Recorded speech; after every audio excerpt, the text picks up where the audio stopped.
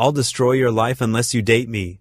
An obsessed CEO threatens a single dad, but when her shocking plan backfires in the most unexpected way, will their fragile lies turn into real love or tear an innocent family apart forever? Before we get into the story, comment below where in the world you are watching from today. The morning sun filtered through the dusty windows of Parker's Hardware, casting warm squares of light across the worn wooden floor. Ethan Parker straightened a display of garden tools, listening to the familiar creak of the old building settling into another day. The brass bell above the door chimed as Mr. Jenkins, one of his regular customers, shuffled in. "Morning, Ethan. Got those pipe fittings I called about yesterday?" "Sure do, Joe." Ethan smiled, heading toward the plumbing aisle. "Set them aside just for you." Behind the counter, 8-year-old Lily sat on a tall stool, her legs swinging as she hunched over a piece of paper. Her brown pigtails bobbed with each stroke of her colored pencils. "Daddy, look! I drew our store!" Ethan paused to examine his daughter's artwork. The drawing showed their red brick building with stick figures of themselves standing out front. "That's beautiful, sweetheart. Maybe we can hang it up right here behind the counter." Lily beamed, adding more details to her masterpiece. "Can I use the gold pencil for the door handle? It needs to be extra special." "Of course, princess." Ethan ruffled her hair before helping Mr. Jenkins find the exact fitting he needed. The morning passed peacefully, filled with the usual parade of familiar faces. Mrs. Wilson needed help choosing paint colors for her kitchen. The Rodriguez brothers came in for supplies to fix their grandmother's fence. This was the rhythm of small-town life that Ethan loved. Simple, predictable, meaningful. At precisely 11:47 a.m., that rhythm shattered. The bell chimed again, but this time it rang with an almost ominous tone. The click of expensive heels against hardwood announced her arrival before Ethan even looked up. A tall woman in a charcoal gray suit strode in, flanked by 2 younger assistants clutching tablets. Her presence seemed to suck all the warmth from the room. Her dark hair was pulled back in a severe bun, and her red lipstick matched her manicured nails perfectly. "Mr. Parker." Her voice was cool and precise. "I'm Vanessa Caldwell, CEO of Caldwell Development Corporation." She didn't offer her hand to shake. Ethan straightened up from where he'd been helping young Tommy Miller pick out the right sandpaper. "Can I help you with something, Miss Caldwell?" "Indeed." She glanced around the store with barely concealed disdain. "I'd like to discuss a business proposition." Privately, Lily looked up from her drawing, her pencil forgotten in her hand as she watched the scene unfold. "Lily, honey," Ethan said gently, "would you mind going upstairs to get that inventory list from my desk?" "But Daddy, please, sweetie." Lily slid off her stool reluctantly, giving Vanessa and her assistants a curious look before disappearing through the door that led to their apartment above the store. Once she was gone, Vanessa's perfectly sculpted eyebrows arched. "How quaint. You live above your shop. What can I do for you, Miss Caldwell?" Ethan kept his voice level, though something about this woman set him on edge. She gestured to one of her assistants, who produced a folder of documents. "I'll be direct, Mr. Parker. This location is perfect for our new luxury development project. We're prepared to offer you a very generous sum for your property." Ethan's heart dropped to his shoes, but he maintained his composure. "I'm sorry, but this store isn't for sale, Mr. Parker." Vanessa stepped closer, her expensive perfume filling the air between them.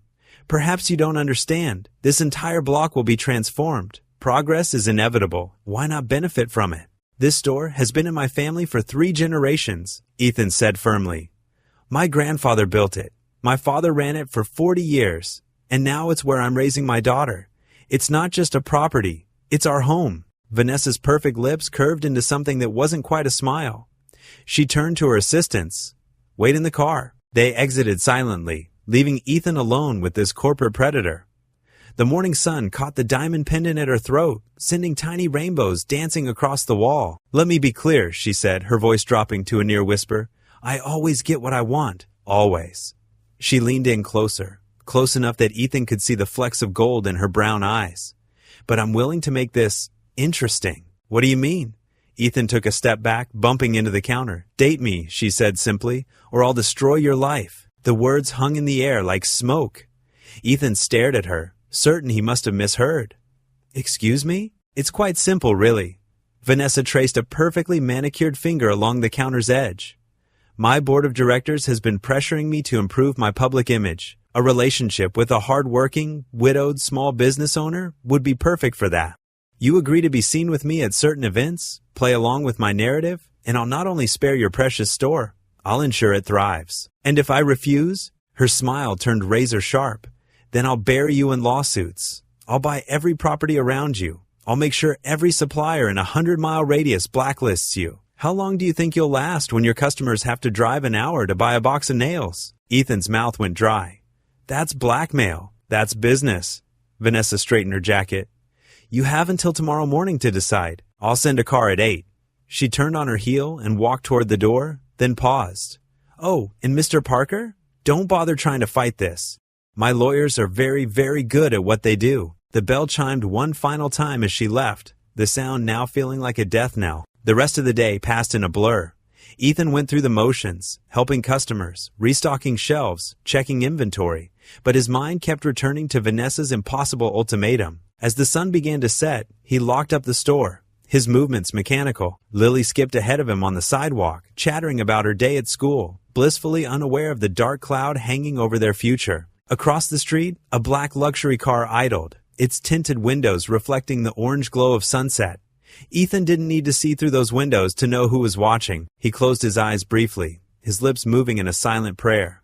Lord, give me strength, he whispered. Show me the way. When he opened his eyes, the car was still there, a silent reminder that tomorrow would bring decisions that could change everything. The sizzle of bacon filled the small kitchen as morning sunlight streamed through the window above the sink. Ethan Parker stood at the stove, mechanically flipping pancakes while his mind churned over yesterday's encounter. The threatening words from that CEO kept echoing in his head.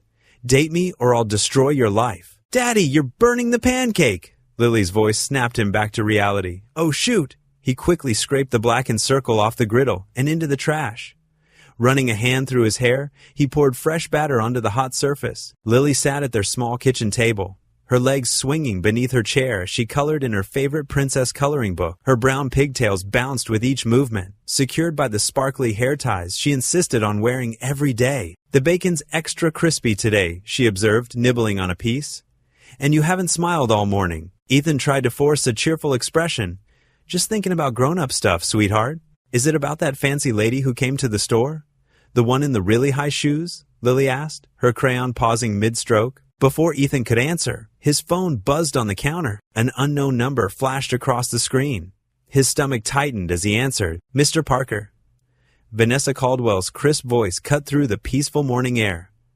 I trust you've had time to consider my proposition. Ethan turned away from Lily, lowering his voice. Miss Caldwell, I told you yesterday. The annual Business Leadership Gala is this Saturday, she interrupted.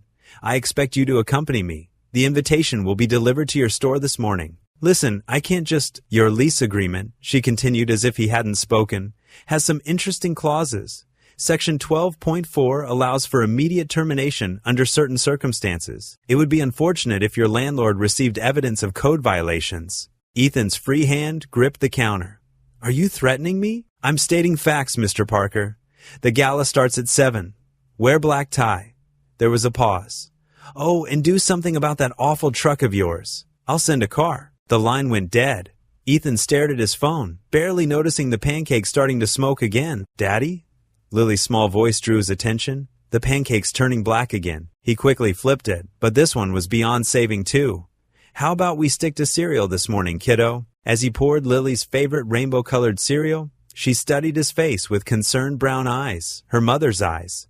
You look sad, Daddy. Like when you look at Mommy's pictures. The simple observation hit him hard. He sat down beside her, pulling her into a tight hug.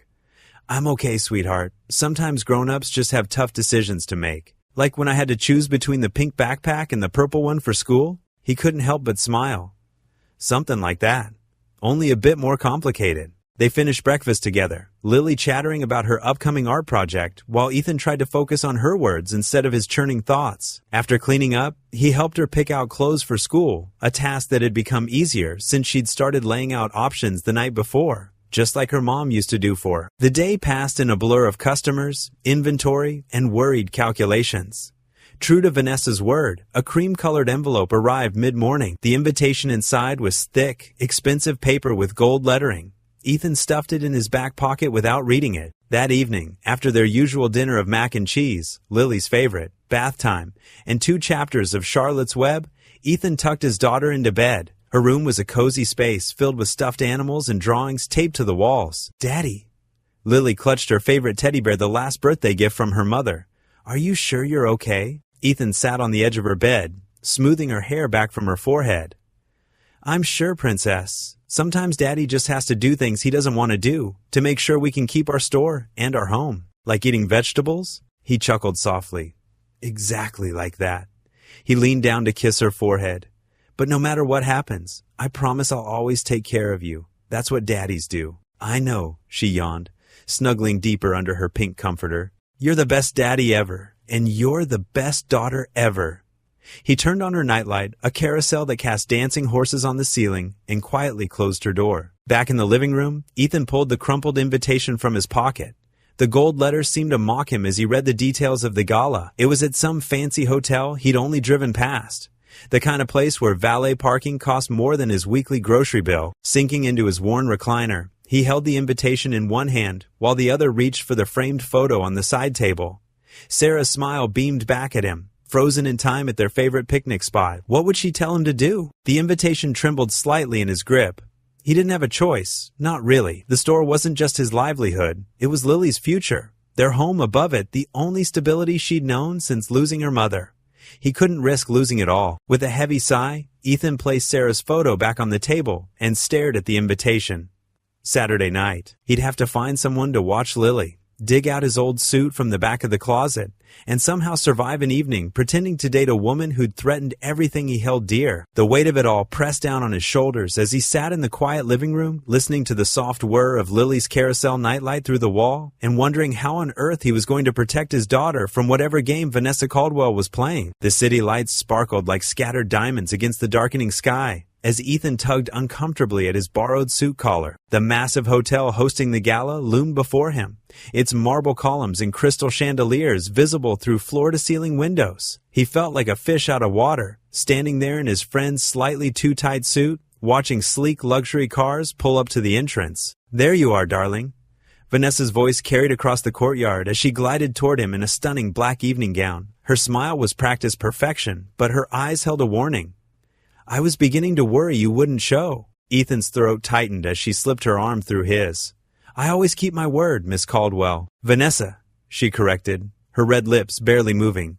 "Remember our agreement. Tonight, we're a couple." The hotel lobby was a sea of designer clothes and expensive perfume. Ethan felt every bit the small-town hardware store owner he was, especially when Vanessa steered him toward a group of executives near the ballroom entrance. "Everyone," Vanessa announced, her voice honey-sweet. "This is Ethan Parker, my date for the evening." The men in $1,000 suits gave him appraising looks, while their wives smiled politely behind champagne flutes. Ethan nodded, forcing himself to stand straight despite his discomfort. "Parker, that's the hardware store in Milton, isn't it?" one of the men asked, his tone suggesting he'd rather be discussing golf scores. "Yes, sir, Parker Hardware, going on 3 generations now." "Quaint," the man's wife commented, examining her manicure. "Though I suppose those little shops are becoming quite obsolete with the big box stores these days." Ethan felt Vanessa's fingers tighten on his arm, probably expecting him to fumble the response. Instead, he smiled genuinely. "Actually, we've found that personal service and expertise keep bringing people back. Just last week, I helped old Mrs. Thompson repair her antique doorknobs instead of replacing them. Saved her hundreds of dollars and preserved a piece of her home's history." A few of the guests looked up with unexpected interest. The woman who'd made the comment tilted her head. "That's rather thoughtful, actually." Throughout the evening, Ethan noticed Vanessa watching him with growing curiosity. When he helped an elderly gentleman with his walker navigate the crowded ballroom, her eyes followed him. When he engaged a frustrated waiter in friendly conversation, making the young man laugh, she paused mid-conversation to observe. During dinner, Ethan found himself seated beside a real estate developer who was complaining about difficult tenants in his buildings. "Sometimes you have to play hardball," the developer said, sawing at his steak. "Last month I had to evict a single mother. Behind on rent, you understand. Business is business." Vanessa's fork paused halfway to her mouth as Ethan spoke up. "Did you work with her on a payment plan?" The developer blinked. "I'm sorry? A payment plan," Ethan repeated calmly. "I found that most people want to do right if you give them a chance. When my customers hit rough patches, we work something out. Usually ends up better for everyone." The table fell silent. Vanessa stared at him. her carefully constructed mask slipping for just a moment to reveal something like surprise. "That's not how business works in the real world," the developer scoffed. "Maybe it should be," Ethan replied, his voice quiet but firm. "My daughter once asked me what success means. I told her it's not just about making money. It's about making a difference." Later, as they swayed to the live band's music, Vanessa broke their silence. "You're not what I expected." "Sorry to disappoint," Ethan said dryly. "That's not what I meant." She studied his face. "You actually believe in all that? Helping people? Second chances? Making a difference? Is that so hard to believe? In my world? Yes."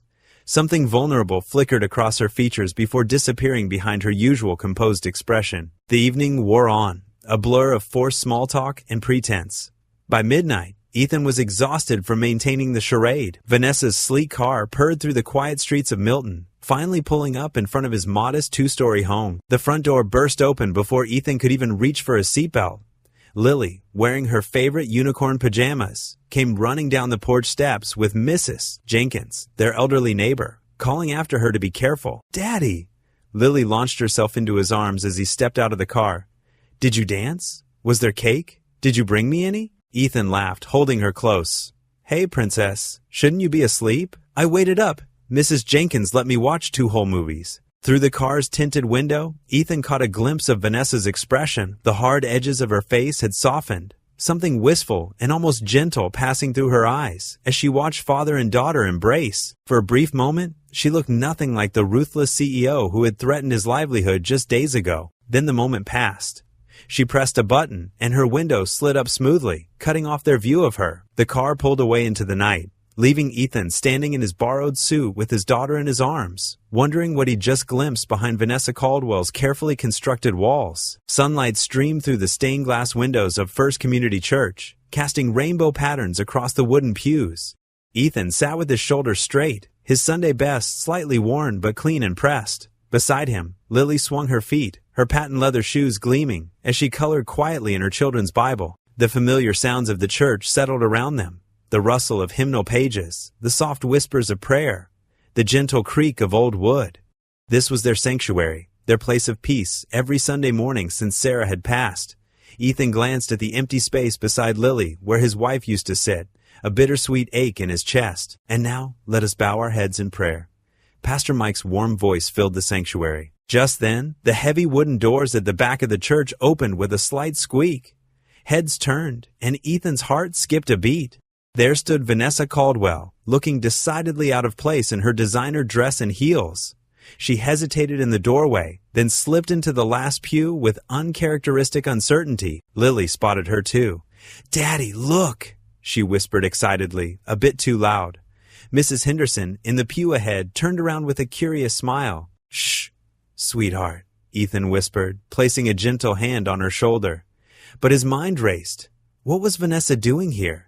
After the gala, he'd hoped she'd leave them alone. The service continued, but Ethan could barely focus on Pastor Mike's sermon about forgiveness and new beginnings.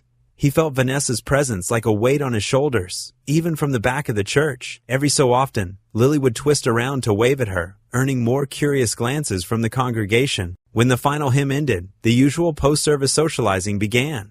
Church members gathered in small groups, sharing news and planning potlucks. Ethan tried to guide Lily toward the door, but she had other plans. "Wait!" Lily squirmed free from his grasp and darted through the crowd toward Vanessa, who stood awkwardly near the back wall. "Lily, wait," Ethan called, but it was too late. Lily grabbed Vanessa's hand, pulling her down to whisper something. Vanessa's eyes widened, and suddenly, the church grew quiet enough to hear Lily stage whisper, "Mommy says you're my daddy." The silence that followed was deafening. Ethan felt his face flush as shocked gasps and murmurs rippled through the congregation. Mrs. Henderson's hand flew to her mouth.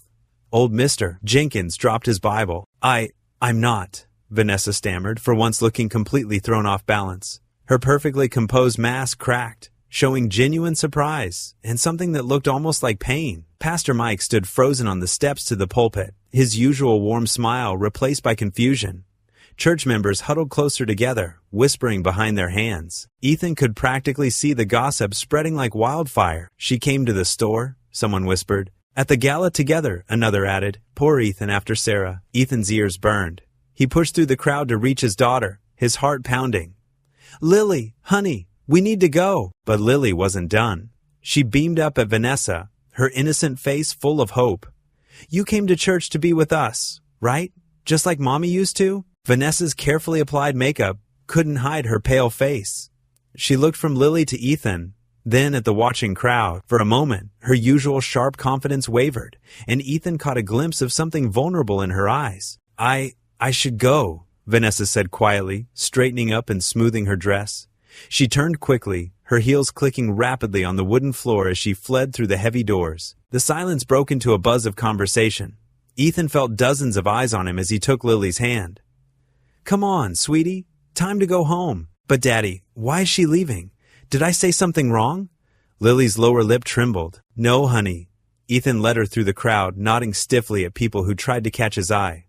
"We'll talk about it in the car." The drive home was quiet, except for the soft country gospel playing on the radio. Ethan glanced in the rearview mirror at Lily, who sat subdued in her car seat, hugging her stuffed rabbit. "Lily," he began gently, turning down the radio, "we need to talk about what happened at church." "I'm sorry, Daddy," she said in a small voice. "I just thought, since she came to church like Mommy used to." Ethan's heart squeezed. "I know you miss Mommy, sweetheart. We both do. But Miss Caldwell, Vanessa, she's not your mommy. She's just someone Daddy knows from work. But you went to the party with her, and she smiled at me like Mommy did in the pictures." Ethan pulled up in front of their store, putting the car in park. He turned to face his daughter, choosing his words carefully. "Sometimes grown-ups, sometimes things are complicated, honey. We shouldn't tell stories about people that aren't true. It can hurt their feelings, and other people might get the wrong idea." Lily's eyes filled with tears. "I didn't want to hurt anyone." "Oh, sweetheart." Ethan reached back to squeeze her hand.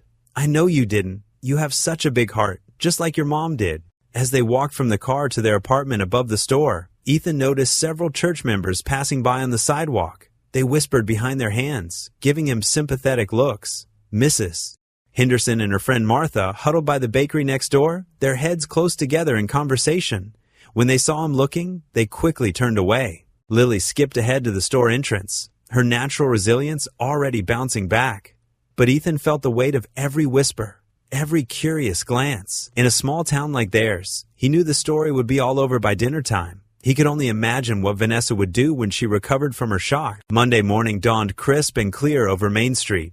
Ethan stood outside Parker's Hardware, methodically arranging the sidewalk display of garden tools. His movements were mechanical, his mind elsewhere as he replayed yesterday's church incident over and over. A sleek black Mercedes pulled up to the curb. Vanessa stepped out, her designer heels clicking against the concrete. Even in the early morning light, she looked immaculate in her tailored business suit. Several passers-by slowed their pace, watching with obvious interest. "We need to talk," Ethan said firmly, setting down a rake with more force than necessary. Vanessa glanced around at their growing audience and smiled sweetly. "Of course, darling." Her voice carried just enough for the onlookers to hear. Ethan's jaw tightened. He gestured toward the store entrance. Inside, once in the privacy of his office, really just a cramped back room with a desk, Ethan turned to face her. "This has gone too far. The whole town is talking about us after what happened at church." "I'm well aware," Vanessa replied, perching on the edge of his desk. "My phone hasn't stopped ringing with calls from the board about my secret family." She smoothed an invisible wrinkle from her skirt, "which is exactly why we need to maintain appearances." "Maintain appearances?" Ethan ran a hand through his hair. "This isn't some corporate merger, Vanessa. This is my life, my daughter's life." Speaking of Lily, Vanessa's voice softened slightly. "She seems quite taken with me." "Don't." Ethan's voice was sharp. "Don't use my daughter as leverage." "I'm stating a fact," Vanessa countered. "She's already told the whole church I'm her. Well, how do you think she'll feel if I suddenly disappear?" Ethan sank into his chair, the weight of the situation pressing down on him. Through the office window, he could see Mrs. Henderson from the flower shop slow walking past for the third time, clearly hoping to catch some drama. "What exactly are you proposing?" he asked finally. "Simple. We continue dating, publicly, dinners, community events, that sort of thing. It protects both our interests." Vanessa ticked off points on her manicured fingers. "You keep your store, I maintain my corporate image, and Lily." She paused, something flickering in her eyes.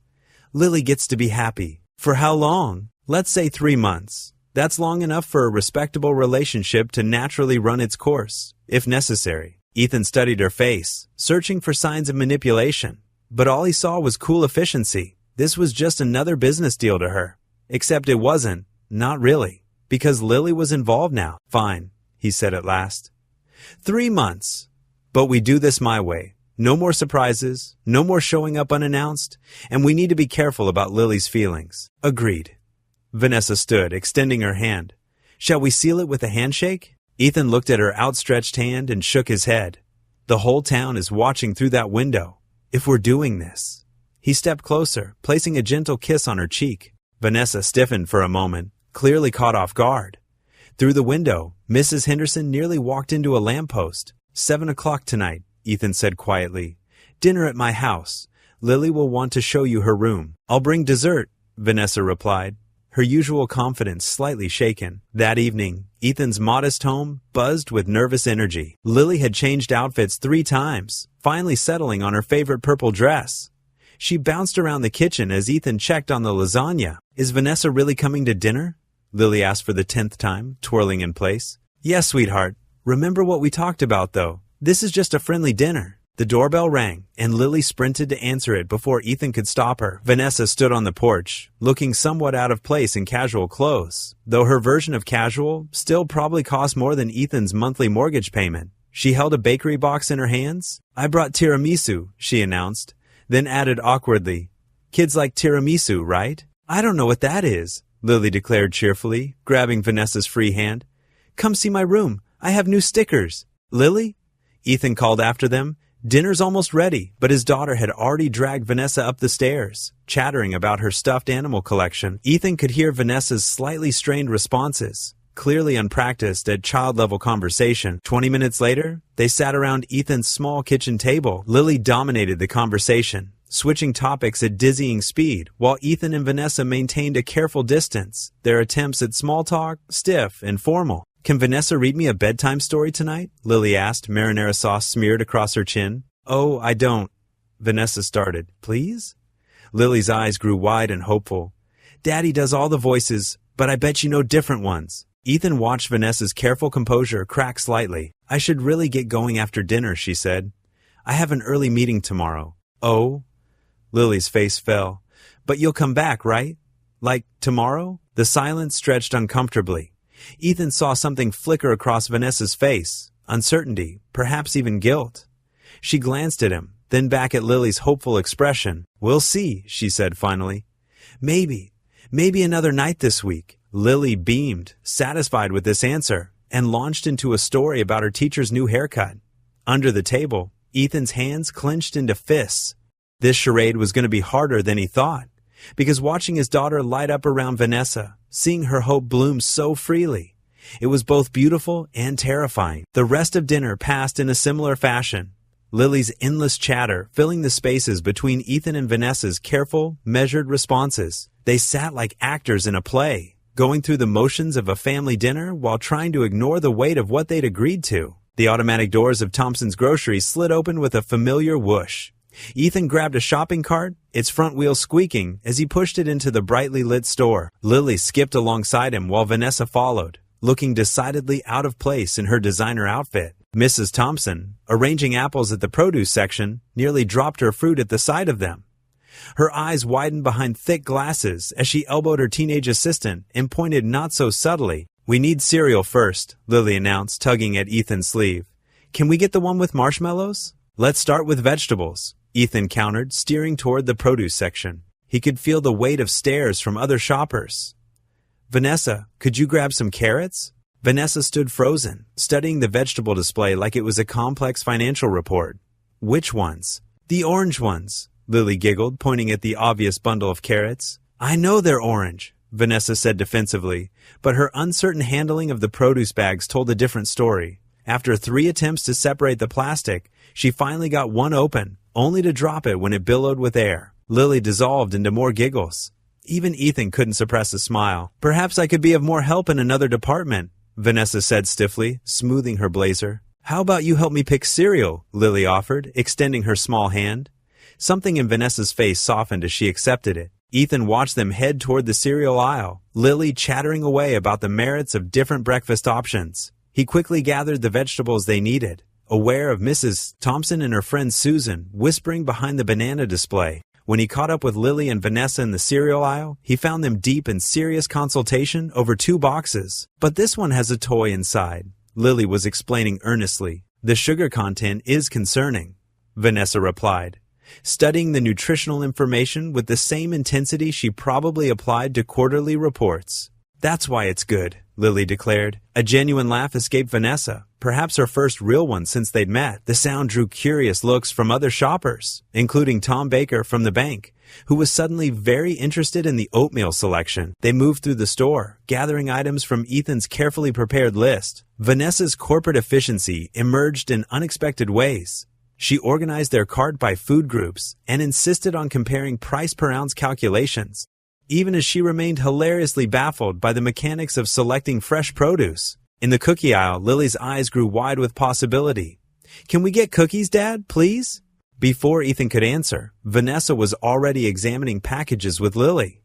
"Which ones do you recommend?" she asked seriously. "These have chocolate chips and rainbow sprinkles," Lily said reverently, holding up a package. "An excellent combination," Vanessa agreed, placing them in the cart. She caught Ethan's raised eyebrow and added, "The sprinkles add important visual appeal to the product." "Is that what they taught you in business school?" Ethan teased quietly. A faint blush colored Vanessa's cheeks. "Market research is very important." At the checkout, Mary Ellen rang up their items with painstaking slowness, clearly trying to observe every interaction between them. Vanessa stood close to Ethan, her hand occasionally brushing his arm in a show for their audience.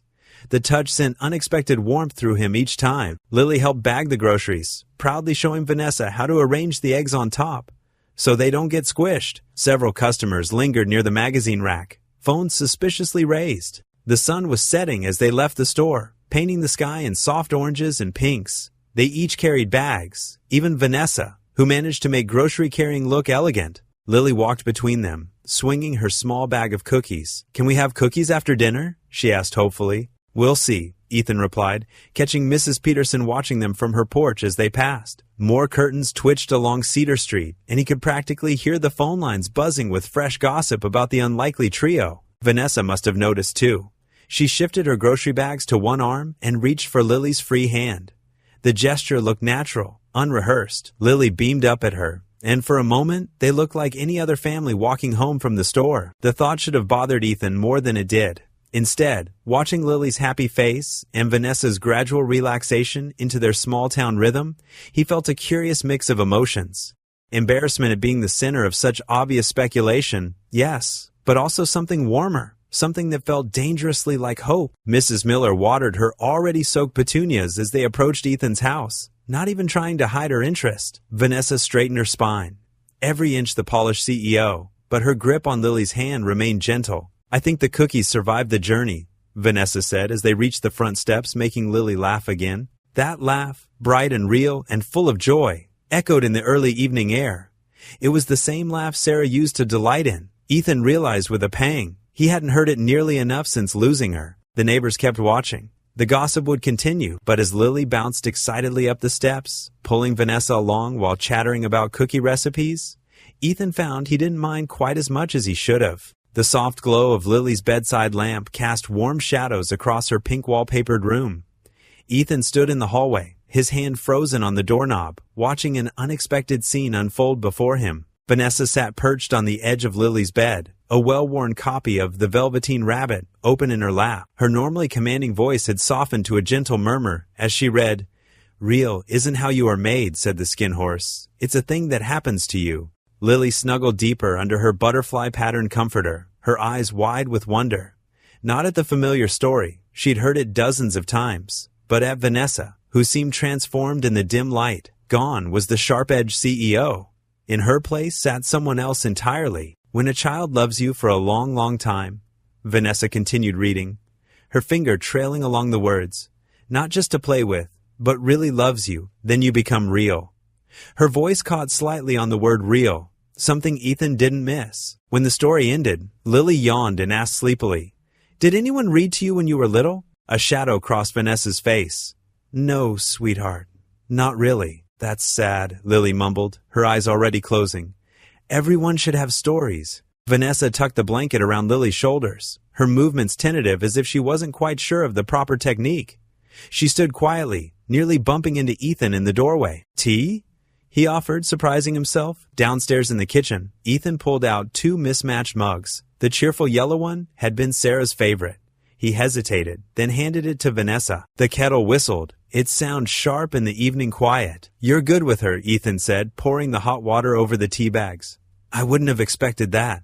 Vanessa wrapped her hands around the mug, her red nail polish a stark contrast against the yellow ceramic. I wouldn't have expected it either. She paused, staring into the steeping tea. My parents believed in nannies and boarding schools. Bedtime stories weren't part of the curriculum. That sounds lonely, Ethan said softly, settling into the chair across from her at the small kitchen table. It was efficient, Vanessa replied, but her tone lacked its usual certainty. They were building an empire. Children don't fit well into board meetings. The kitchen clock ticked steadily. Outside, a car drove past, its headlights briefly illuminating the room through the curtains. Sarah, my wife. She read to Lily every night, Ethan found himself saying. Even in the hospital, near the end, she'd hold up picture books with hands shaking from the treatments, but she never missed a night. Vanessa looked up from her tea, meeting his eyes. For once, there was no calculation in her gaze. How long ago? 2 years, 4 months, and 12 days. The numbers came automatically. They always did. Does it get easier? Her question was barely above a whisper. Different, Ethan corrected, running his thumb along the rim of his mug. Not easier, just different. Some days I can smile at her pictures, other days. He shrugged, leaving the sentence unfinished. Vanessa nodded slowly. My mother died last year. Heart attack during a hostile takeover. I found myself managing her funeral between conference calls. She gave a bitter laugh. Even at the end, it was all about business. They sat in silence, the tea growing cold between them. The kitchen, usually a place of morning rushes and dinner preparations, felt different in the late evening quiet, more honest, somehow. Why did you really want me to date you? Ethan asked suddenly. The truth this time. Vanessa set down her mug carefully. The board thinks I'm too harsh. Bad press. They wanted me to show a softer side. She met his eyes. A small-town widower with an adorable daughter? Perfect PR move. And now? She looked toward the stairs, where Lily's nightlight cast a faint glow. Now I'm not sure of anything anymore. The grandfather clock in the living room chimed 10, making them both jump slightly. Vanessa stood, smoothing her skirt with practiced precision. I should go, she said, her CEO voice creeping back in. Early meeting tomorrow. Ethan walked her to the door, holding it open as she stepped onto the porch. The night air was cool, carrying the scent of approaching autumn. Thank you, she said formally. For the tea. Thank you, he replied. For the story. She nodded once, then clicked down the steps in her heels. Her black car waited at the curb, sleek and expensive against the modest neighborhood backdrop. Ethan stood at the window, watching as she drove away, her taillights growing smaller until they disappeared around the corner. He remained there longer than necessary, one hand pressed against the cool glass. The yellow mug sat in the sink, Sarah's mug, used by someone else for the first time in 2 years. He wasn't sure how to feel about that. He wasn't sure how to feel about any of it. The elementary school auditorium buzzed with the chaos of after-school rehearsal. Little voices echoed off the walls as children in partially completed costumes scurried around like excited puppies. Lily Parker stood center stage in a glittering star costume, practicing her lines with determination. Ethan sat in the back row, his toolbox beside him. He'd promised to help repair some wobbly set pieces after rehearsal. His eyes remained fixed on Lily, pride warming his chest as she delivered her lines without hesitation. The heavy auditorium door creaked open, letting in a shaft of afternoon sunlight. Heads turned as the distinctive click of high heels echoed through the space. Vanessa Caldwell strode down the center aisle, looking oddly out of place in her tailored business suit among the craft supplies and cardboard scenery. Mrs. Thompson, the music teacher, nearly dropped her script. Oh my, she whispered to another parent. Isn't that the CEO who's been seen around town with Ethan Parker? Lily spotted Vanessa and waved enthusiastically from the stage. Look, everyone, she came to watch me. Ethan shifted uncomfortably in his seat as parents turned to stare. He hadn't expected Vanessa to show up here. This wasn't part of their arrangement. Vanessa settled into a seat near the front, her perfect posture, a stark contrast to the slouching parents around her. She smiled and gave Lily a small wave, then pulled out a notebook as if she were attending a board meeting rather than a children's play rehearsal. The music teacher cleared her throat. Well, let's continue from scene 3, children. As the rehearsal progressed, Ethan couldn't help but notice how Vanessa's expression softened while watching Lily perform. Her pen moved across the notebook, but her eyes never left the stage. When Lily delivered her big solo line, "Even the smallest star can light up the darkest night," Vanessa actually applauded. After the run-through, Mrs. Thompson announced it was time to work on the sets. "We need all the parent volunteers we can get," she said, glancing nervously at Vanessa.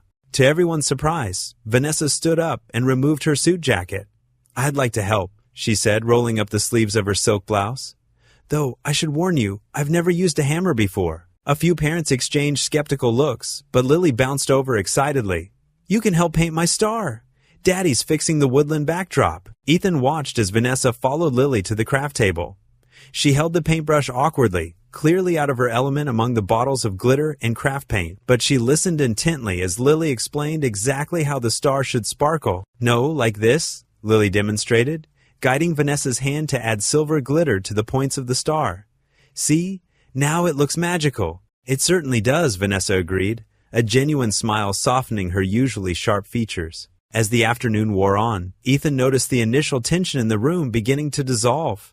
Mrs. Thompson actually laughed when Vanessa got paint on her expensive blouse, and other parents started including her in their casual conversations about bake sales and costume details. "You're doing that wrong," one of the dads said good-naturedly when Vanessa attempted to hammer a nail into the set piece. He showed her the correct technique, and soon she was managing to help, albeit somewhat clumsily, with the basic repairs. By the time rehearsal ended, Vanessa's perfectly styled hair had come loose. Her clothes were speckled with paint, and she was sporting a Band-Aid on one finger, courtesy of her first attempt at hammering. But she was smiling more naturally than Ethan had ever seen. Parents began gathering their children and heading home. Lily hugged Vanessa tightly, leaving glitter handprints on her skirt. "Thank you for helping with my star. Will you come to the real show too?" Vanessa glanced at Ethan before answering carefully. "If your father thinks it's all right." "Of course she can come," Lily answered for him, then skipped off to gather her things. The drive to Vanessa's house was quiet. Streetlights flickered on as dusk settled over the small town. Vanessa studied her paint-stained hands in her lap. "Thank you," she said finally, her voice lacking its usual commanding tone, "for letting me try today. I know I wasn't invited." Ethan kept his eyes on the road but allowed himself a small smile. He didn't respond, but the silence felt different now. Less tense, more thoughtful. As they pulled up to Vanessa's impressive house, the contrast between her paint-splattered appearance and the mansion's perfectly manicured lawn seemed to highlight just how far she'd stepped out of her comfort zone that afternoon. She reached for the door handle, then paused. "I meant what I said to Lily about the show, but only if you're comfortable with it." Ethan's faint smile remained as he watched her walk up her driveway, her usual confident stride slightly softened by the experience of an afternoon spent among children's crafts and community spirit. The town square transformed into a wonderland of twinkling lights and festive banners for the annual Riverside Festival. Red and gold streamers danced in the autumn breeze, and the scent of caramel apples and cotton candy filled the air. Ethan balanced on a ladder, hanging strings of lights across the main entrance arch, while keeping one eye on Lily, who bounced around the square like a rubber ball. "Daddy, look! They're setting up the face-painting booth," Lily called out, her pigtails swinging as she pointed excitedly. "That's great, sweetheart," Ethan replied, carefully securing another strand of lights. "Just stay where I can see you, okay?" The click of heels on pavement made him glance down. Vanessa stood at the base of his ladder, looking oddly out of place in her designer suit among the homey decorations. "Need any help?" she asked, shielding her eyes from the sundae. Ethan nearly dropped the hammer he was holding. "You're offering to help with manual labor?" "I'm not completely useless," Vanessa said, a slight smile tugging at her lips. She slipped off her blazer and draped it over a nearby chair. "Besides, I heard this festival's quite the event. I thought, well, we should probably be seen together." Before Ethan could respond, Lily ran up and grabbed Vanessa's hand. "You came. Can you help me make paper flowers for the community booth, please?" Something in Vanessa's expression softened as she looked down at Lily's eager face. "Of course, sweetheart. Show me how." Ethan watched as Vanessa allowed herself to be pulled toward a table covered in colored paper and scissors. She sat down beside Lily, awkwardly following the little girl's instructions on folding and cutting. Her usually perfect hair fell slightly forward as she concentrated, and Ethan caught himself smiling at the sight. The afternoon passed in a blur of preparation. To everyone's surprise, Vanessa threw herself into the work with unexpected enthusiasm. She organized the raffle tickets, helped arrange display tables, and even climbed up on a step stool to hang streamers, despite wearing her expensive silk blouse. As sunset approached, the festival came alive. Families poured in through the decorated arch, children laughing and running between game booths. Lily insisted on trying everything: ring toss, balloon pop, the duck pond. To Ethan's amazement, Vanessa joined in, cheering Lily's successes and consoling her near misses with genuine warmth. "Step right up for the annual family photo contest." Mayor Thompson's voice boomed through the speakers. "All families gather by the main stage." Lily tugged at both their hands. "Can we? Please?" Ethan hesitated, but Vanessa squeezed his arm gently. "We should. For appearance's sake," she whispered, though her smile seemed more real than calculated. They joined the crowd of families positioning themselves for photos. Lily stood between them, beaming. Ethan felt Vanessa's shoulder brush against his as they posed, and something fluttered in his chest, something that had nothing to do with keeping up appearances. The evening progressed with carnival games and shared cotton candy. Lily's face was painted with sparkly butterflies, and even Vanessa had a small heart painted on her cheek, courtesy of Lily's insistence.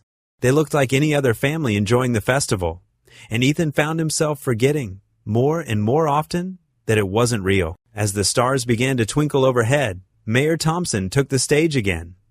"Ladies and gentlemen, it's time for our most cherished tradition, the crowning of Riverside's Family of the Year." The crowd gathered around the stage, clutching numbered tickets from the afternoon's activities. Ethan hardly paid attention as the mayor spoke about community spirit and family values. He was too distracted by Lily's sticky cotton candy fingers clutching his hand, and Vanessa's perfume carried on the evening breeze. And this year's Family of the Year island, the Parker family. Ethan's head snapped up. The crowd erupted in applause, and spotlights swung toward them. Lily squealed with delight, jumping up and down. "Come on up," the mayor called, waving them forward. In a daze, Ethan found himself walking toward the stage, Lily skipping between him and Vanessa. They climbed the steps as the applause continued. The mayor placed a silly paper crown on each of their heads, and Lily giggled as hers slipped over one eye. "This family has shown us what community spirit truly means," Mayor Thompson announced. "From Ethan's hardware store that's helped build our homes for decades, to young Lily's infectious joy in our school plays, to Miss Caldwell's recent volunteer work, they represent the best of Riverside." Ethan glanced at Vanessa, expecting to see her usual calculated smile. Instead, he found her eyes shining with unexpected tears. She caught him looking and quickly blinked them away, but her hand found his behind Lily's back and squeezed tight. For one perfect moment, standing there under the festival lights with paper crowns on their heads and Lily beaming between them, it felt real. The crowd's cheers faded to a distant hum. Ethan could almost believe they were truly a family. Not a widower, his daughter, and a CEO playing pretend, but something whole and genuine. The first firework burst overhead in a shower of gold sparks. Lily clapped in delight, her face tilted skyward. More explosions followed, painting the night sky in brilliant colors. In the changing light of the fireworks, Ethan turned to look at Vanessa. She was already watching him, her expression softer than he'd ever seen it. The paper crown sat crooked on her perfectly styled hair, and a smudge of cotton candy stained her expensive blouse. She'd never looked more beautiful. Their eyes met and held as another firework illuminated the night.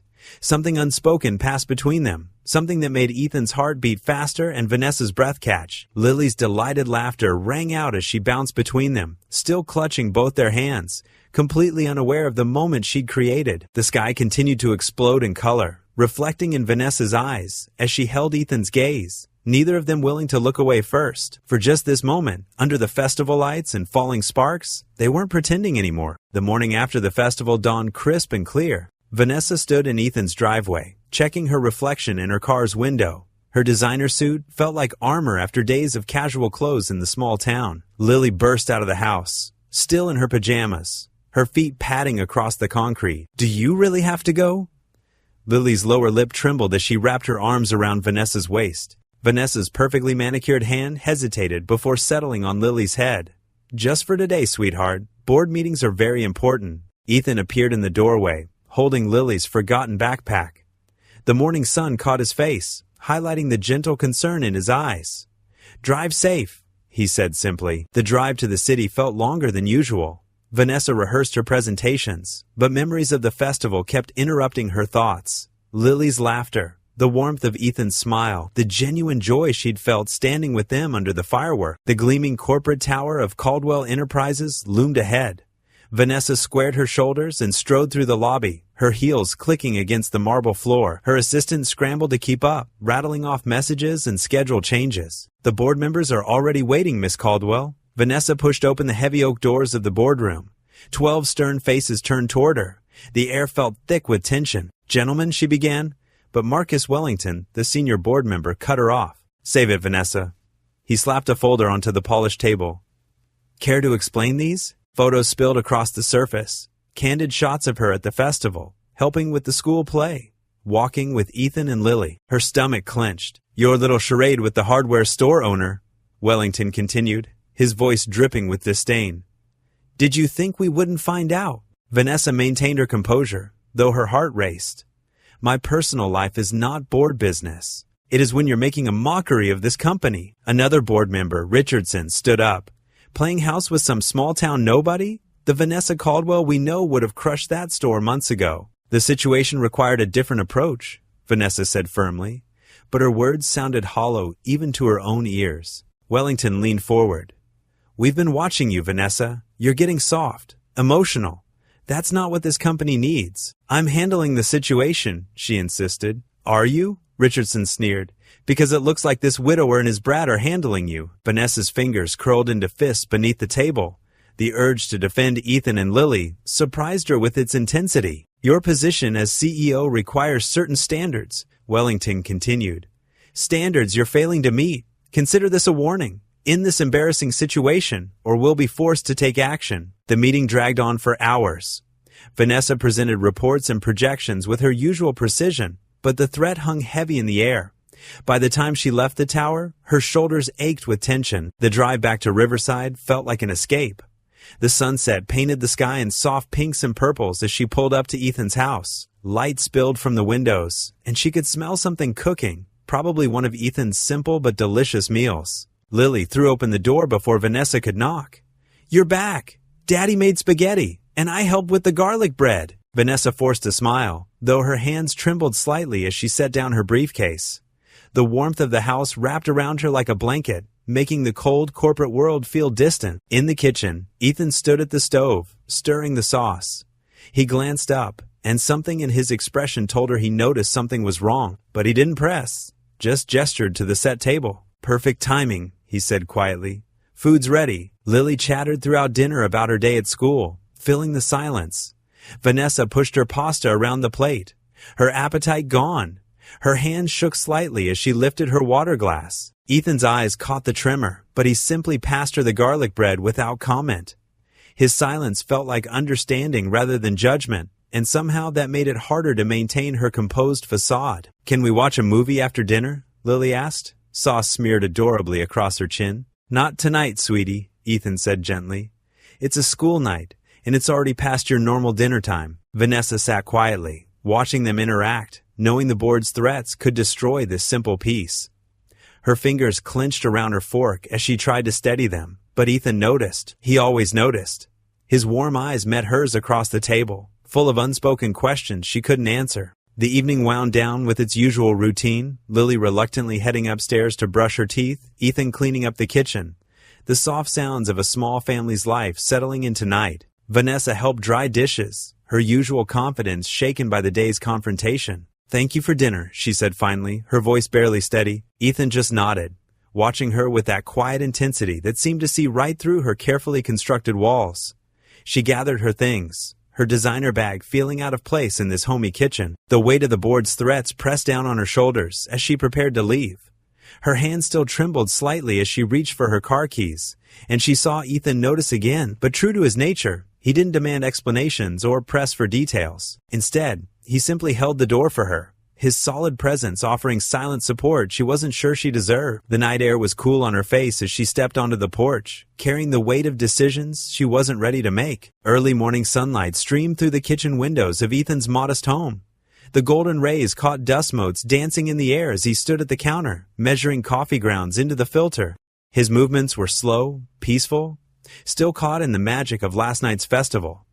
The Family of the Year sash hung over a kitchen chair, a reminder of that perfect moment under the fireworks. The sound of Vanessa's heels clicking on hardwood drew his attention.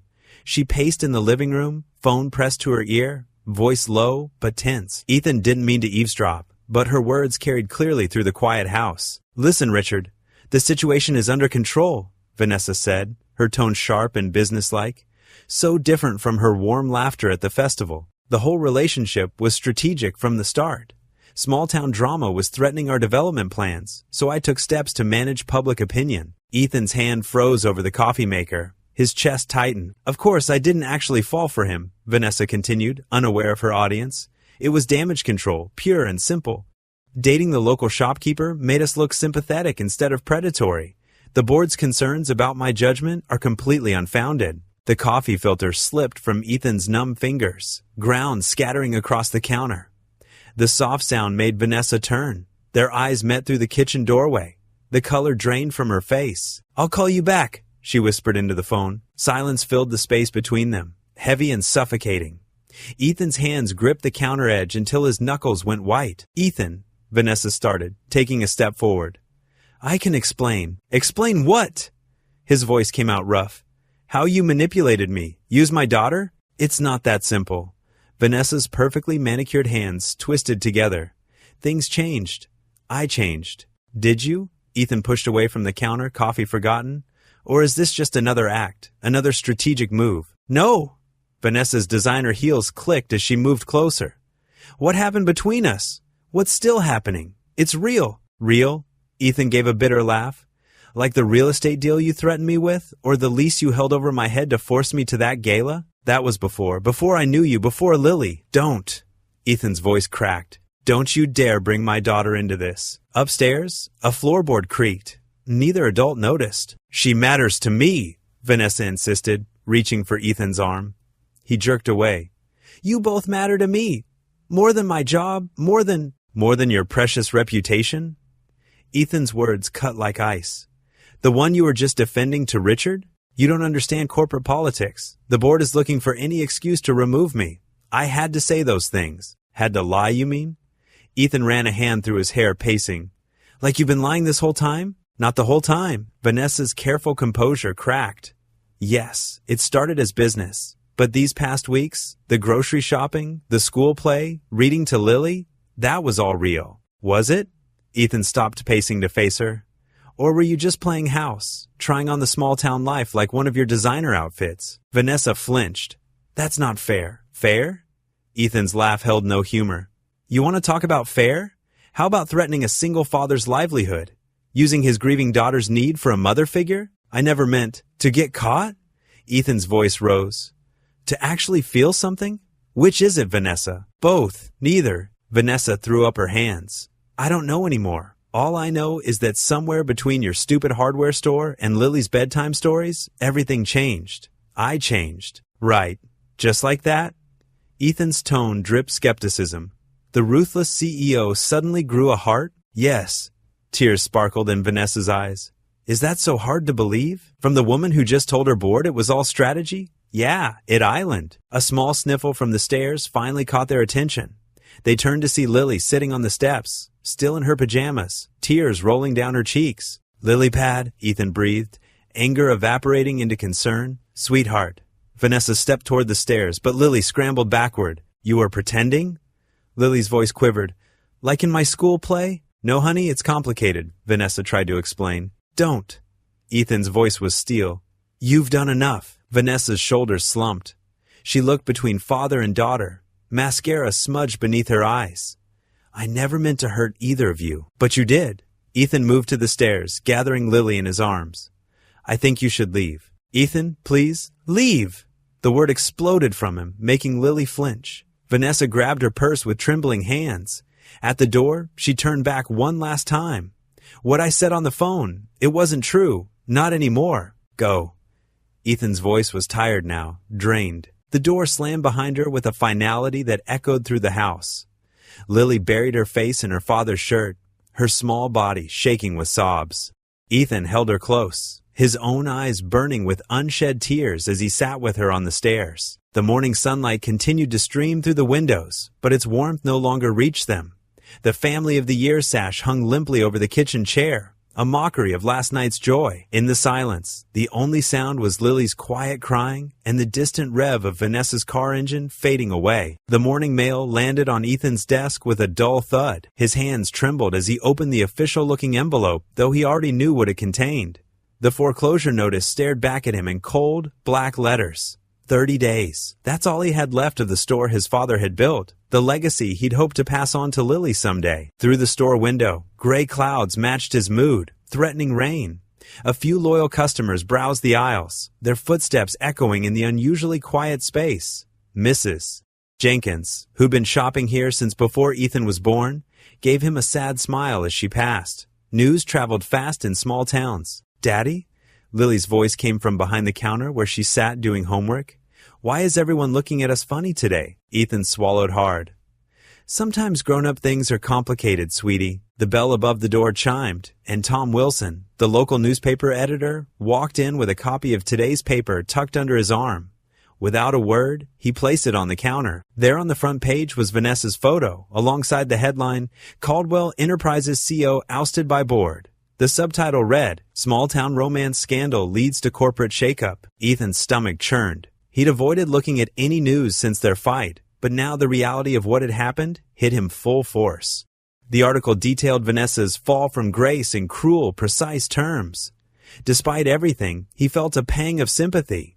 He knew how it felt to have your life pulled apart in public. "Is that Miss Vanessa?" Lily asked, peering at the paper. "She looks sad in that picture." "Yes, honey, she does." The afternoon dragged on, marked by whispers and sideways glances from customers. Some offered awkward words of encouragement. Others just shook their heads. By closing time, Ethan's shoulders ached from the weight of their pity. At home, Lily pushed her dinner around her plate, unusually quiet. The empty chair where Vanessa had sat during their brief time together seemed to mock them both. "Daddy?" Lily finally spoke, her voice small. "Why won't Miss Vanessa come back? Did I do something wrong?" The question hit him like a physical blow. "No, sweetheart, you didn't do anything wrong. But she read me stories, and she helped with my school play. And she smiled at you like Mommy used to smile at you in the pictures." Lily's lower lip trembled. I thought maybe." Tears spilled down her cheeks, and Ethan felt his heart shatter. He moved to kneel beside her chair, pulling her into a tight hug.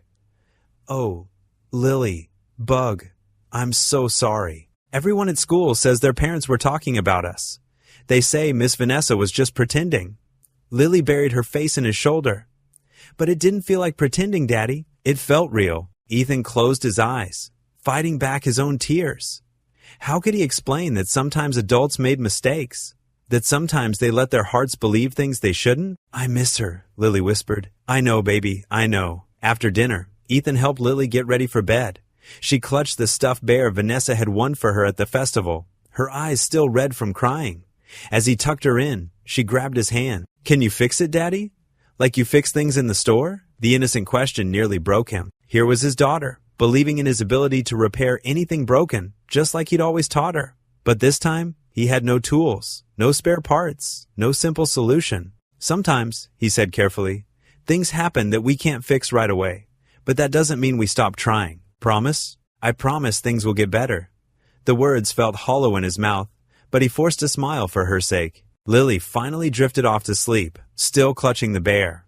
Ethan knelt beside her bed, watching her peaceful face in the soft glow of her nightlight. His brave, beautiful girl who'd already lost so much. The foreclosure notice burned in his pocket. The newspaper headlines echoed in his mind. In 30 days, he'd lose not just his store, but his family's history, his daughter's inheritance, their security. He'd failed. Failed his father's legacy. Failed Lily. Failed himself. Kneeling there in the quiet darkness, Ethan felt truly hopeless for the first time since his wife died. Back then, he'd had his faith in his store to keep him going. Now, both seemed to be slipping through his fingers like sand. He brushed a gentle kiss on Lily's forehead and whispered, "I love you," before quietly leaving her room. In the hallway, his eyes fell on the family photos lining the wall. Generations of Parkers standing proud in front of the hardware store. Soon, those pictures would be all that remained of their family's dream. The house felt emptier than ever as he made his way downstairs. Even the spaces Vanessa had only briefly occupied, the kitchen where she'd attempted to cook dinner, the living room where she'd read stories to Lily, seemed to echo with absence. He'd let himself believe, just for a moment, that they could be something real, that happiness might be possible again. Now, in the crushing silence of his home, with his daughter's tears still damp on his shirt and failure pressing in from all sides, Ethan Parker had no idea how to keep his promise that things would get better. The setting sun painted golden streaks across Vanessa's penthouse windows, but the spectacular view brought her no comfort. She sat alone in her designer armchair, a cup of untouched tea growing cold beside her. The sprawling city below, once her kingdom, now felt as empty as her heart. Her phone hadn't rung in days. No urgent emails demanded her attention. The silence was deafening after years of constant corporate chaos. But in that quiet, other sounds filled her mind. Lily's infectious giggle during their grocery store adventures, Ethan's warm chuckle as they built school play sets together, the simple joy of reading bedtime stories. Vanessa's fingers traced the edge of a crayon drawing. Lily had given her a stick figure family holding hands under a rainbow. The paper was worn from how often she'd unfolded and refolded it. "What have I become?" she whispered to the empty room. Her reflection in the window showed a woman she barely recognized. Designer clothes and perfect makeup couldn't hide the sadness in her eyes. She walked to her home office, where a wall of achievements mocked her. Awards, certificates, magazine covers all celebrating Vanessa Caldwell, the ruthless CEO. With trembling hands, she took down each frame, stacking them in a box. They felt meaningless now. That evening, she pulled up the website for Lily's school on her laptop. The volunteer section caught her eye. Reading buddies needed for elementary students. Her cursor hovered over the application form. "I can't just walk in there," she muttered. "After everything." But Lily's face floated in her mind, those trusting eyes that had seen past her carefully constructed walls. The next morning, Vanessa dressed differently. Simple slacks, a sweater, minimal makeup. She parked her luxury car 3 blocks from the school and walked, her designer heels replaced with practical flats. Her heart pounded as she approached the front office. The secretary's eyes widened with recognition. "Miss Caldwell?" "Please," Vanessa said softly. "Just Vanessa. I saw you needed reading volunteers." The secretary's surprise turned to confusion, then cautious acceptance. The library could use help organizing after school. Nothing official, just shelving books. Vanessa nodded, swallowing her pride. That would be perfect. For the next week, she worked quietly in the school library. She arranged books, helped young readers sound out difficult words, and cleaned tables without complaint. She made sure to come when Lily wasn't there. This wasn't about being seen. It was about doing something good, simply because it was good. The children didn't know who she was. To them, she was just the nice lady who helped find their favorite stories. Their innocent acceptance touched something deep inside her. One little girl, Emma, reminded her of Lily. When Emma struggled with a word, Vanessa used the same patience she'd learned during those precious bedtime story sessions at Ethan's house. "Sound it out slowly," she encouraged. "You've got this." Emma's face lit up when she finally read the word correctly. "I did it." "You sure did," Vanessa smiled, feeling a warmth she'd never known in any boardroom victory. News traveled fast in small towns. Mrs. Thompson, who lived next door to Ethan, was picking up her grandson when she spotted Vanessa helping a group of children with their reading. That evening, Mrs. Thompson brought over a casserole to Ethan's house, her usual excuse for sharing gossip. "You'll never believe who I saw at the school today," she said, setting the dish on his counter. Ethan looked up from helping Lily with homework. "Who?" "That CEO lady, Vanessa Caldwell." But here's the strange thing. She was just helping. No cameras, no publicity. She was sitting on the floor with the kids, reading stories. Ethan's pen stopped moving. He stared at Mrs. Thompson, trying to process this information. "Are you sure?" "Clear as day." Mrs. Thompson nodded. "She's been there all week apparently, just volunteering, wearing regular clothes, helping the kids. Never seen anything like it." Lily perked up at the mention of Vanessa's name, but Ethan gently redirected her attention to her homework. After Mrs. Thompson left, Ethan stood at his kitchen window, looking out at the darkening street. The image of Vanessa, the woman who'd once threatened to destroy him, sitting on a library floor reading to children, it didn't fit with everything he thought he knew about her. He remembered her confession of a lonely childhood, how naturally she'd taken to reading to Lily. Maybe there was more to her transformation than he'd allowed himself to believe, but the memory of her betrayal still stung. He closed the curtains, trying to close off his thoughts of her as well. Yet, as he helped Lily get ready for bed that night, He couldn't help but wonder what other changes were happening in the heart of the woman who'd turned their lives upside down. The morning sun filtered through the dusty windows of Parker's Hardware, casting long shadows across the worn wooden floors. Ethan stood at the counter, mechanically sorting through the day's mail. Bills, advertisements, and more bills, the usual reminders of his struggling business. But today, something different caught his eye. A crisp white envelope from First National Bank stood out among the stack. His hands trembled slightly as he opened it, expecting another warning about his overdue mortgage. Instead, the letter inside made him sink onto his old stool, breath catching in his throat. "Dear Mr. Parker," he read aloud to the empty store, "this letter is to inform you that your outstanding mortgage balance has been paid in full." Ethan read the words 3 more times, unable to process their meaning. This had to be a mistake. Just last week, the bank had threatened foreclosure. He reached for the phone with shaking fingers and dialed the number on the letterhead. "First National Bank, how may I help you?" a cheerful voice answered. "Yes, this is Ethan Parker. I just received a letter about my store's mortgage being paid off." He couldn't keep the disbelief from his voice. There must be some mistake. "One moment, Mr. Parker." He heard keyboard clicks in the background. "No mistake, sir. The remaining balance was paid in full 3 days ago." "But by whom?" "I apologize, but the benefactor requested anonymity. All I can tell you is that it was a private payment, not from any organization." Ethan thanked her and hung up, his mind racing. Who would do this? Who even had that kind of money? The answer hit him like a physical blow. Vanessa. But why? After everything that happened? After he'd thrown her out of his life? He spent the morning in a daze, barely registering the customers who came and went. By lunch, he couldn't stand the uncertainty anymore. He needed answers. "Mrs. Henderson?" he called to his elderly neighbor who often watched Lily.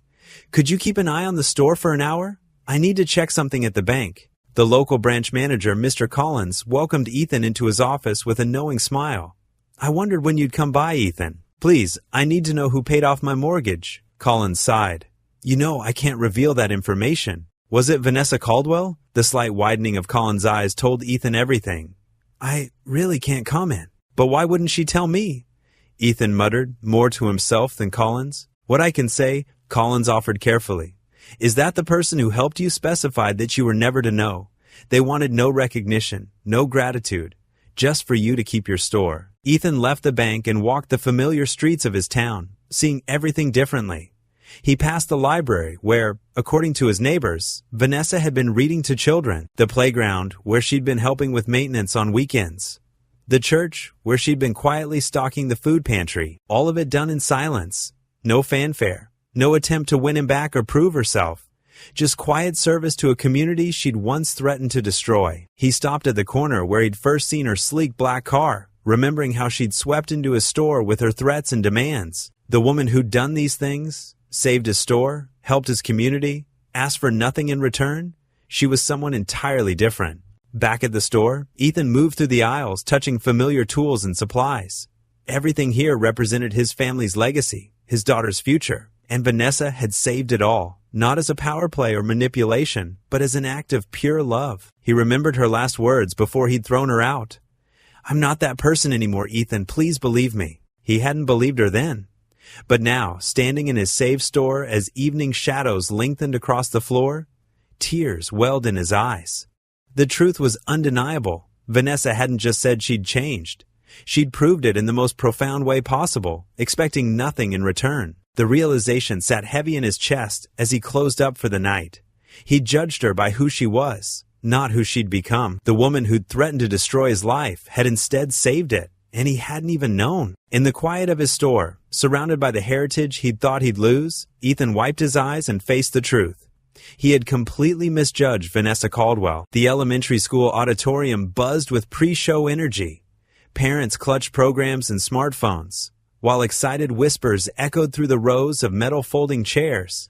Christmas decorations sparkled everywhere. Paper snowflakes dangled from the ceiling, and tinsel garlands framed the stage. Backstage, Lily Parker bounced on her toes, her angel costume's wings slightly crooked. Her blonde curls poked out from under a tinsel halo that kept slipping to one side.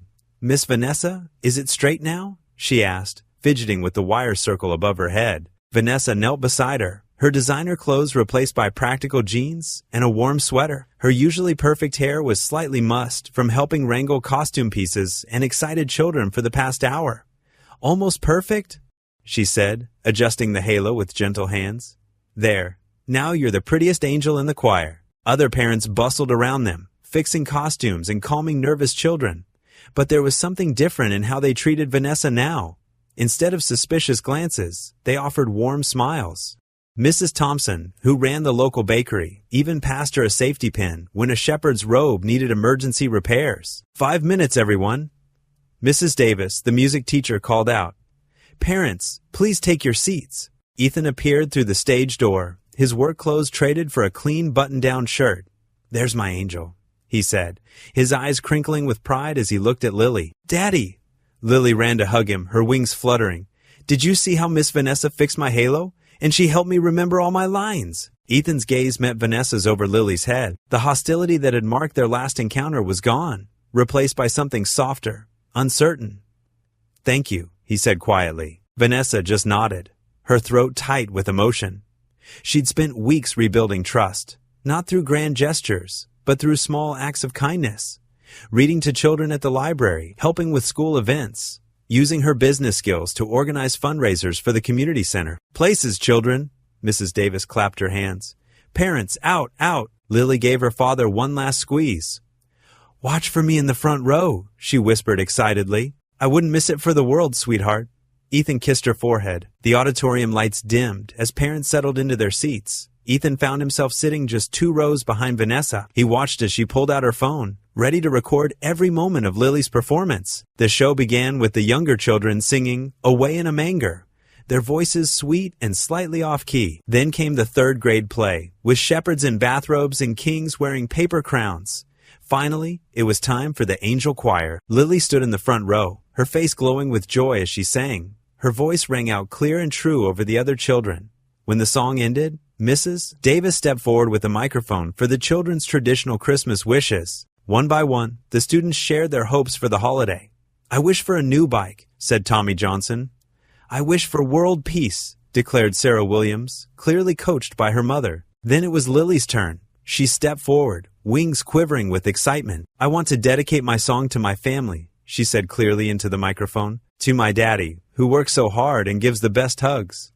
She paused, then added with a bright smile, "And to Miss Vanessa, who makes us both so happy." A warm murmur of approval rippled through the audience. Ethan felt tears prick his eyes as he watched his daughter beam with pride. In front of him, Vanessa's shoulders shook slightly. The rest of the show passed in a blur of carols and readings. When the final notes of Silent Night faded away, the audience erupted in applause. Parents surged forward with flowers and cameras, but Ethan held back, watching as Vanessa helped gather scattered music sheets and costume pieces. Behind the heavy velvet curtain, away from the chaos in the auditorium, Vanessa carefully folded Lily's wings. Her hands trembled slightly as she smoothed the white fabric. "You didn't have to do all this," Ethan said quietly, stepping into the shadows beside her. Vanessa turned, her eyes bright with unshed tears. "Yes, I did. I needed to show you, to show everyone, that I could be more than that cold corporate person who threatened you." "I know about the store," Ethan said, "about how you saved it." "I didn't do it to buy your forgiveness," Vanessa whispered. "I did it because—" she struggled to find the words. "Because that store isn't just a business. It's Lily's second home. It's where she draws pictures behind the counter and helps you stack penny nails. It's where you keep living out your wife's memory while building a future for your daughter." Ethan stepped closer, his voice rough with emotion. "The woman who first walked into my store would never have understood that." "She wouldn't have," Vanessa agreed. "But your daughter taught me to see with my heart instead of a balance sheet. And you." She took a shaky breath. "You showed me what real strength looks like. Not power or control, but faith and forgiveness." Without warning, Ethan pulled her into a tight hug. Vanessa stiffened for a moment, then melted into his embrace, her tears finally spilling over. They stood there in the shadow of the curtain, holding each other as the sounds of the dispersing audience faded away. "Daddy, Miss Vanessa!" Lily's voice called from somewhere in the auditorium. "Where are you? Did you see me sing?" They separated slowly, both wiping their eyes. Vanessa smoothed her sweater while Ethan cleared his throat. Their eyes met one last time, full of unspoken words and new possibilities. Morning sunlight streamed through the windows of May's Corner Diner, casting warm rectangles across the checkered floor. The bell above the door chimed as Ethan stepped inside, his heart thumping against his ribs. A few early customers looked up from their coffee cups, then quickly looked away, pretending not to notice. The familiar smell of coffee and fresh-baked pie filled the air, but Ethan barely noticed. His eyes were fixed on Vanessa, who sat alone in a corner booth. She wore a simple sweater instead of her usual business attire, and her hands were wrapped around a steaming mug. When she saw him, her shoulders tensed slightly. "Good morning," Ethan said softly, sliding into the seat across from her. "Good morning." Vanessa's voice was quiet, missing its old commanding edge. Her fingers fidgeted with the handle of her coffee cup. May, the elderly owner, approached their table with practiced casualness. "Coffee, Ethan? Please." He nodded, grateful for the moment to collect his thoughts. As May poured his coffee, Ethan could feel the weight of hidden glances from other customers. Through the window, he spotted Mrs. Henderson from the flower shop slowing her pace as she walked past, trying to peek inside. The whole town was holding its breath, waiting to see what would happen between the hardware store owner and the former CEO. After May left, silence stretched between them. The clink of spoons and murmur of conversation from other tables seemed far away. "Thank you for coming," Ethan finally said, adding cream to his coffee. "I know it couldn't have been easy." Vanessa met his eyes briefly before looking down at her hands. "I wasn't sure you'd want to see me again." "I wasn't sure either," he admitted. "But after what you did for the store." He paused, stirring his coffee slowly.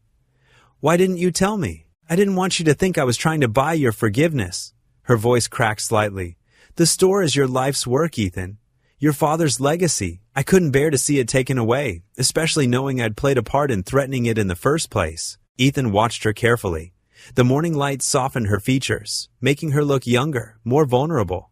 Gone was the intimidating CEO who had stormed into his store months ago. In her place sat a woman who had lost everything but gained something far more valuable. "You've changed," he said quietly. "I had to." Vanessa's eyes glistened. "Meeting you and Lily, it showed me everything that was missing in my life. All those years climbing the corporate ladder, I thought power and success would fill the emptiness inside me. But it was love I was missing. Family. Community." A waitress refilled their coffee cups, and they both waited until she walked away. "I was so angry when I found out about your original intentions," Ethan continued, his voice low but steady. "It felt like everything between us had been a lie." "It started as a lie," Vanessa acknowledged, pain evident in her expression. "But somewhere along the way, it became the truest thing I've ever known. Those bedtime stories with Lily, the school plays, the festival." She took a shaky breath. "I fell in love with both of you, Ethan. That was never part of my plan." Outside, a group of schoolchildren walked past, their backpacks bouncing. Ethan thought of Lily, who was probably sitting in her classroom right now, drawing pictures of their little family as she imagined it could be. "When you left," he said, "Lily cried herself to sleep for days. She asked me why adults always go away." He saw Vanessa flinch at his words. "But then something remarkable happened. The librarian told me you've been reading to the children every Tuesday. The school principal mentioned how you've been helping with their fundraiser. You didn't just disappear." "I couldn't," Vanessa whispered. "Even if you never wanted to see me again, I needed to prove to myself more than anyone that I could be the person Lily believed I was, the person you helped me become." Ethan felt something shift in his chest, like a key turning in a lock. The hurt was still there, but alongside it grew something stronger. Admiration for her courage to change, to humble herself, to choose love over power. "It takes real strength to admit when you're wrong," he said, "to give up everything you thought you wanted for something better." "I was terrified," she confessed. "I still am. I don't know how to be part of a family. I never had a real one of my own. But I want to learn, Ethan. More than anything, I want to love you and Lily the way you both deserve to be loved." May appeared with 2 slices of apple pie, setting them down with a motherly smile. "On the house," she said warmly before shuffling away. Vanessa stared at the pie, a tear sliding down her cheek. "I don't deserve any of this kindness." "Maybe that's exactly why you deserve it," Ethan replied. He reached across the table, hesitating for just a moment before covering her hand with his own. Her fingers were warm from holding the coffee cup, and they trembled slightly under his touch. When their eyes met, he saw all the walls had crumbled. There was no more pretense, no more strategic moves or careful calculations. Just a woman who had found her heart in the most unexpected place. For the first time since that day she'd walked into a store, everything felt right. The morning sun painted golden highlights in her hair, and her eyes held a gentle warmth that had nothing to do with power or control. His hand tightened around hers, and she squeezed back, a smile breaking through her tears. Around them, the diner continued its morning routine. Coffee cups clinked, bacon sizzled on the grill, and the bell chimed as customers came and went. But in their corner booth, Ethan and Vanessa held onto each other's hands, beginning something real at last. Snow drifted lazily past the hardware store's windows as Ethan balanced precariously on a ladder, stringing twinkling lights across the front display. The morning sun caught the crystalline flakes, making them sparkle like tiny diamonds against the aged brick facade. "Daddy, a little higher on the left," Lily called out from below, her mittened hands cupped around her mouth. She wore her favorite red winter coat, her cheeks pink from the cold and excitement. "Like this, sweetheart?" Ethan adjusted the strand of lights, his breath visible in the crisp December air. "Perfect," Lily clapped, then turned as the store's bell chimed. "Miss Vanessa!" Vanessa stepped through the door, carrying 3 steaming paper cups and a box of Christmas decorations. Gone were her sharp business suits and intimidating heels. Instead, she wore a soft cream sweater, jeans, and warm boots. Her long dark hair was pulled back in a casual ponytail, and her smile was genuine and warm. "Hot chocolate for my favorite decorator," she said, handing Lily a cup topped with whipped cream. "And coffee for the man on the ladder." "You're a lifesaver," Ethan grinned, carefully climbing down. Their fingers brushed as he took the cup, and neither pulled away too quickly. The touch was comfortable now, natural. Mrs. Henderson from the bakery next door poked her head in, carrying a plate of fresh cookies. "Room for one more helper?" "Always," Lily exclaimed, rushing to open the door wider. Soon, other townspeople began trickling in. Tom from the barber shop brought extra ornaments. Sarah from the flower shop arrived with fresh pine garlands.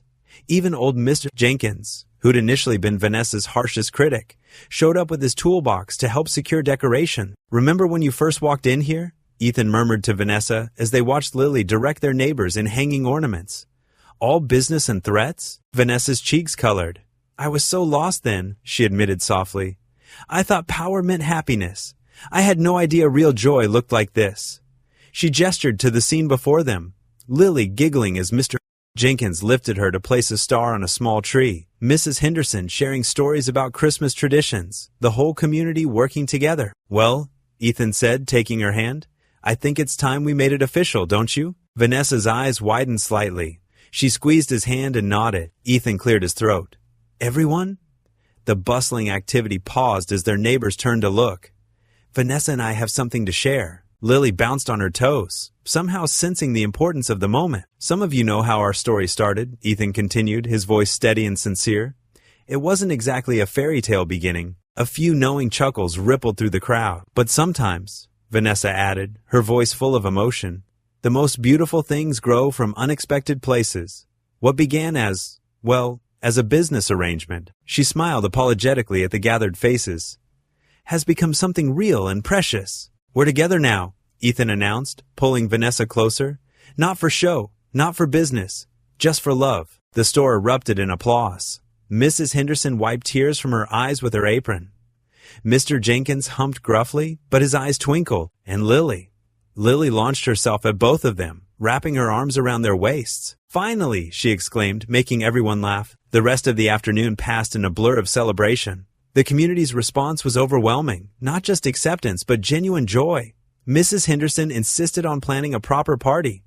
Sarah started discussing flower arrangements. The transformation was complete, from outsider to beloved neighbor, from adversary to partner, from pretense to truth. As the winter day drew to a close, the last of their helpers headed home, leaving the store glowing with Christmas lights and warmth. Ornaments sparkled on the small tree, garlands draped elegantly across shelves, and paper snowflakes, Lily's creative contribution, danced from the ceiling. "Time to head home, sweetheart," Ethan called to Lily, who was admiring their handiwork. "Can Miss Vanessa come?"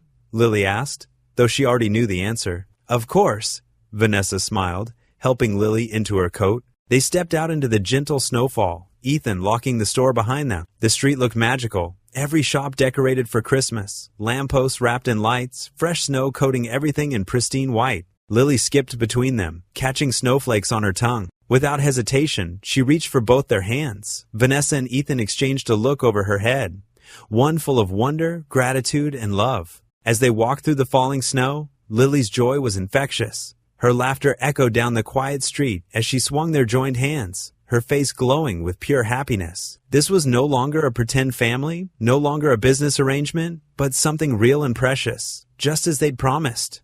The hardware store's lights twinkled behind them, a beacon of where their unlikely story had begun, while ahead, snow continued to fall softly on their path home.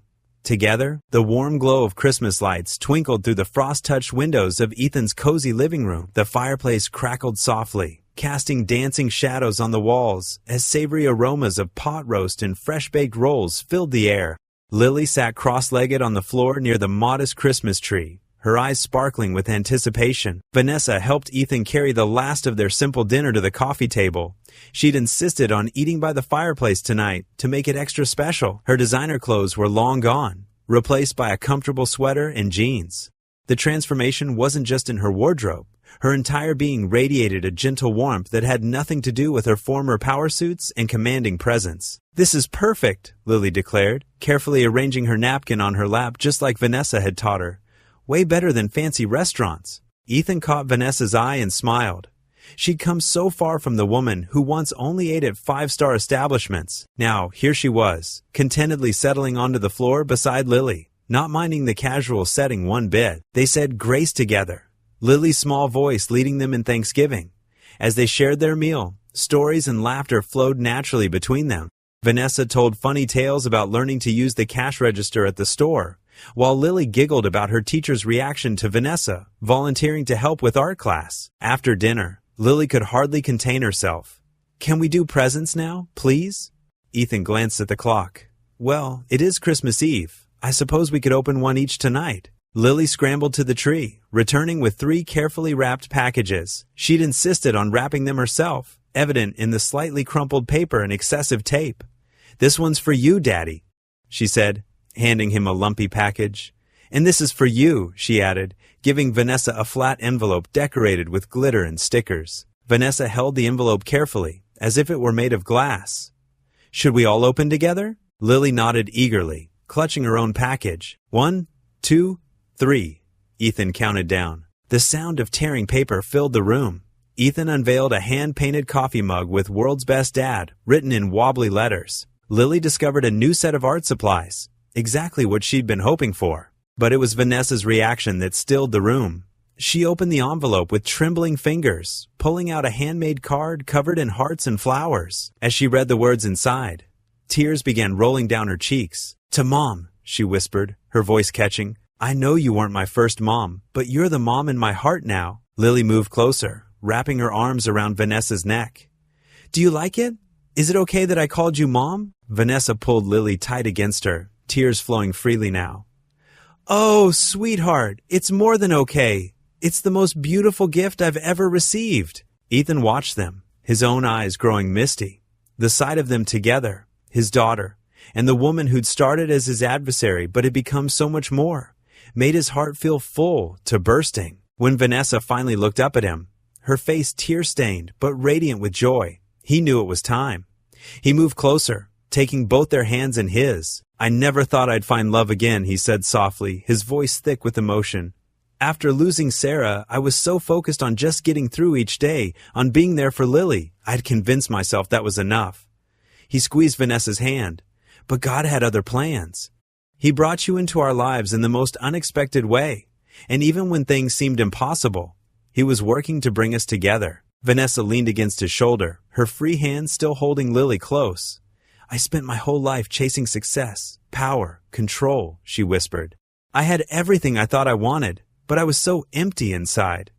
She looked around the modest living room, at the simple decorations and well-worn furniture. "This, right here. This is what I was really looking for. I'm finally home." Lily wiggled happily between them. "Can we go see the lights now, please?" Ethan chuckled, wiping his eyes. "Sure, Princess. Bundle up, though. It's snowing." They helped Lily into her winter coat and mittens, then pulled on their own warm clothes. Stepping out onto the porch, they were greeted by a magical scene. Fresh snow blanketed the ground, and Christmas lights twinkled all along the street, creating halos in the gently falling flakes. Lily immediately bounded down the steps, her boots crunching in the pristine snow. "Come on," she called back to them, her voice full of excitement. Ethan and Vanessa followed hand in hand, their breaths creating soft clouds in the cold air. Above them, stars peeked through breaks in the clouds, adding their light to the festive scene. As they walked down the peaceful street, Lily skipped ahead, her clear voice rising in an enthusiastic rendition of Jingle Bells. Ethan smiled, offering up a silent prayer of gratitude. "Thank you, Lord," he whispered, watching his daughter's joyful dance through the snow. "Thank you for second chances, for showing us that love can grow in the most unexpected places, for bringing healing to our hearts and making us a family." Lily twirled under a strand of twinkling lights, her face glowing with pure happiness as she launched into silent night. The sacred melody floated through the peaceful evening, a perfect accompaniment to their quiet joy. Vanessa squeezed his hand, and Ethan knew she was thinking the same thing. This was what Christmas miracles were made of. Not grand gestures or expensive gifts, but the simple, profound blessing of hearts finding their way home to each other. What would you do if you were in their place? Comment your answer below, and let's see how you'd rewrite the ending. If you enjoyed the story of Ethan Parker, I handpicked the next story that you will enjoy. Please don't miss this one. Click here to watch it.